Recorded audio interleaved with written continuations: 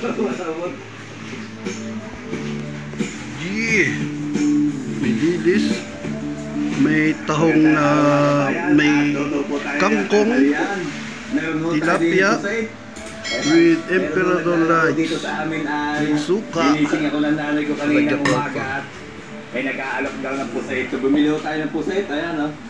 220 ang kilo. Suka ko. Yan, ginawa ko yan. Tinimpla ko yan.